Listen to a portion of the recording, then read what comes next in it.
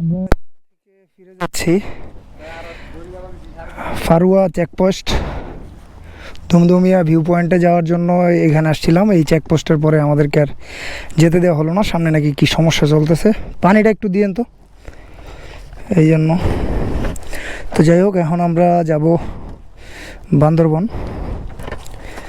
বান্দরবন শহরে গিয়ে লাঞ্চ করে দেন চলে যাব টঙ্গাবতী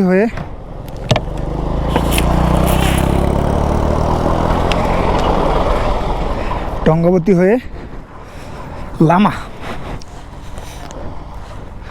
তো চলেন তাহলে যাওয়া যাক, আর দেরি না করে। ওই দিক থেকে গিয়ে আগে তেল নিতে হবে আমার।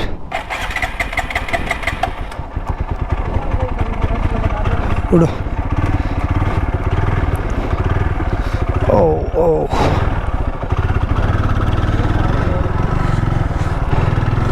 রাঙামাটি থেকে টোটাল 81 কিলোমিটারের এই যাত্রা। আমরা মিতিঙ্গাছড়ি টিওবি আর্মি চেকপোস্ট, এখান থেকে ওনারা আর যেতে দেয় নাই, কারণ ওইদিকে নাকি কি সমস্যা চলতেছে। যাই হোক, বাংলাদেশ আর্মি অনেক কষ্ট করে আমাদের জন্য, আমাদের নিরাপত্তার জন্য।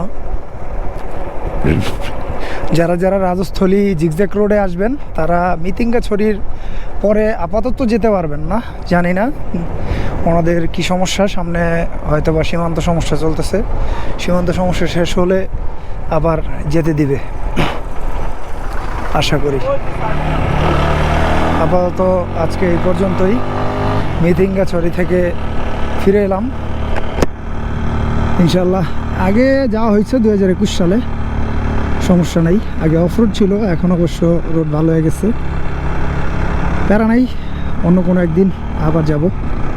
আল্লাহ হাফেজ, টাটা। আপাতত যাই বান্দরবন।